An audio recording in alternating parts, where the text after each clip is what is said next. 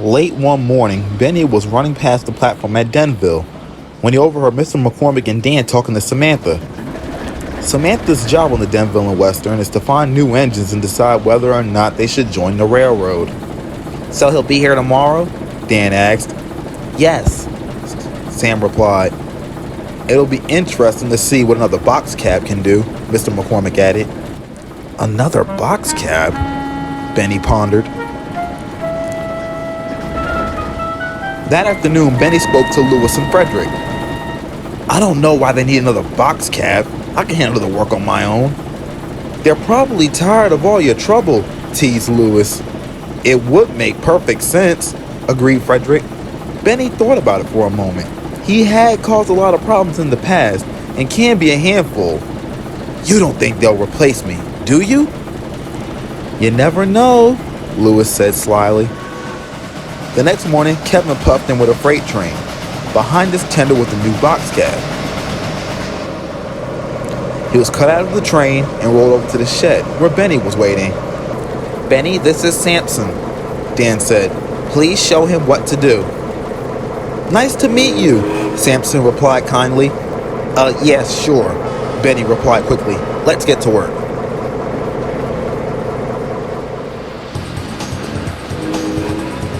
Sampson caught on fast to what he had to do.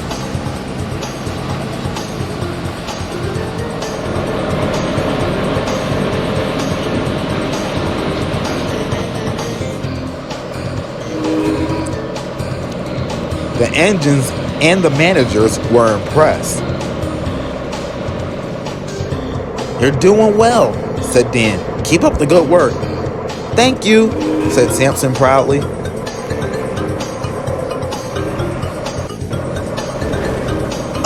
How am I doing?" Benny stammered nervously. "You're fine," Mr. McCormick replied, and walked back to his office with Dan.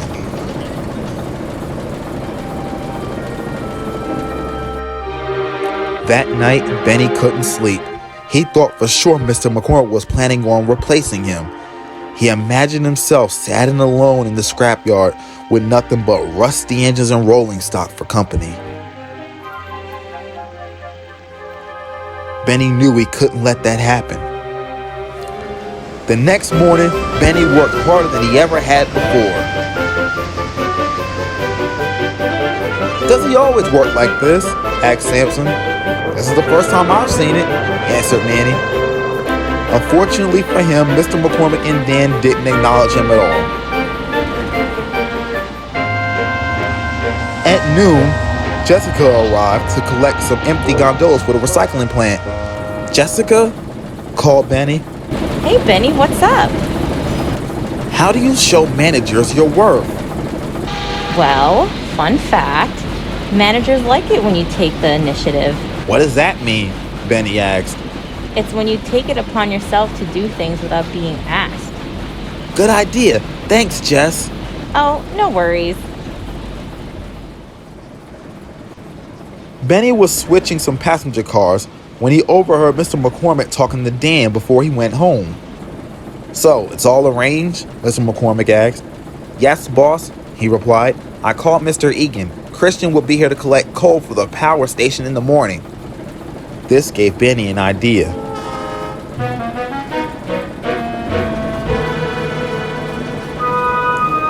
The next morning, at the crack of dawn, Benny set out into the yard.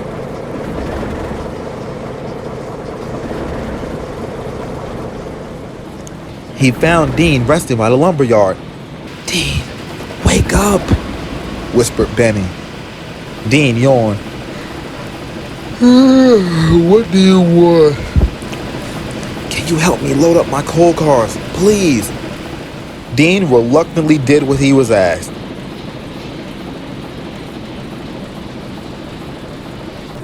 "Are you sure Mr. McCormick will want you to do this?" Dean asked. "No, but I have to take the initiative." Dean rolled his eyes and continued shunting. Once the cars were loaded, Benny left the yard, but he was in such a rush, he didn't let his crew connect the air hoses. Benny's journey started off pretty well, and the cars even behaved. However, he found the climb to Piscataway Hill very difficult. Sarah always said this was a hard climb, but I thought she was exaggerating. When Benny reached the top, he applied his brakes, but the train didn't slow. Oh no, the air hoses! Soon Benny was running out of control down the hill.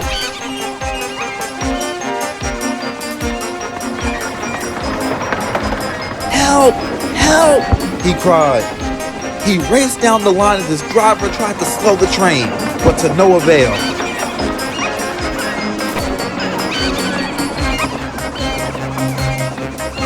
Oh no! Look at that! Kyra was coming in the opposite direction.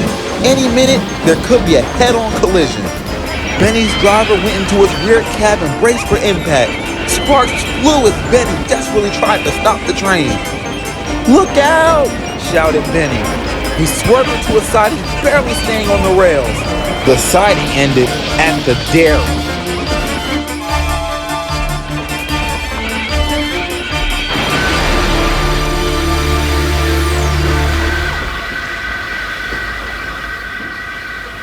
It was a terrible mess. Benny had crashed into two empty milk tankers. The hoppers derailed and spilled coal everywhere.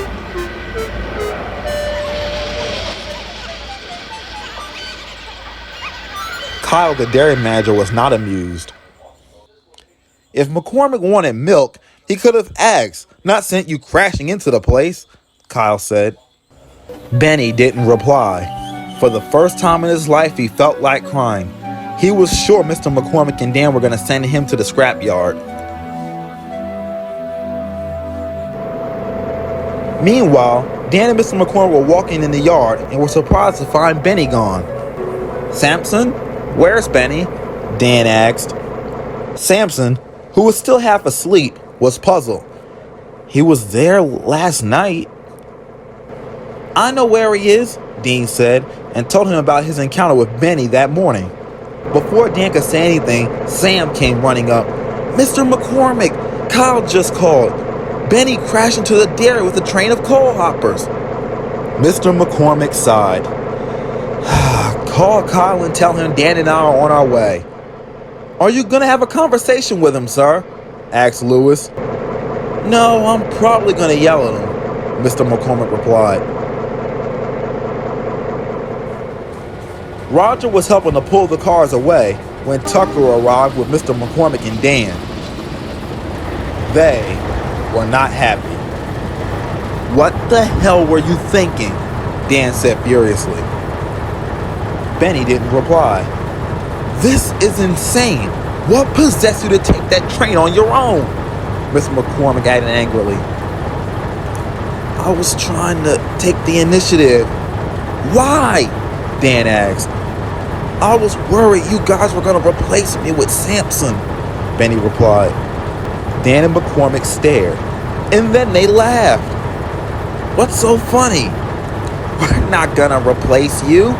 Not yet, anyway, teased Dan. Then why did you bring Sampson in? The quarry on Mr. Egan's London branch is getting busier, so they need a permanent switch engine. They were going to contract out the switching to Mr. Egan, but he decided to give the contract to us.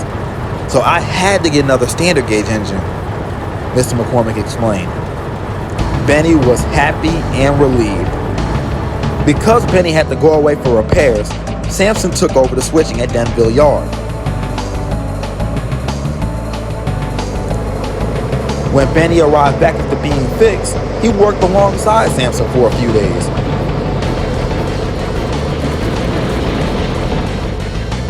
Soon, it was time for Sampson to head to the quarry. Benny felt bad about how he had treated Sampson and wished he had had time to get to know him. It's all right, Sampson replied. I understand how you felt. Who knows? Maybe you can help me at the quarry one day. I would like that, Benny smiled. At last, Kiera arrived to take Sampson to the quarry. As soon as he was marshaled into her train, she departed as the engines whistled goodbye.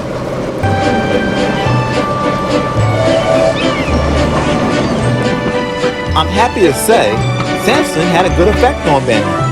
Yes, he's still grumpy, but works harder than ever.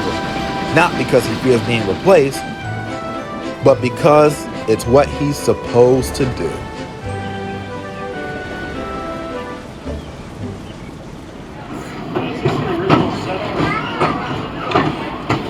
Tables like that now.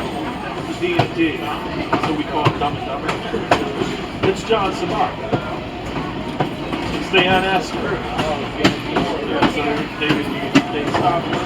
Watco takes care of all Phillips 66's other plants. All of them. And we were the only one that Watco didn't do. And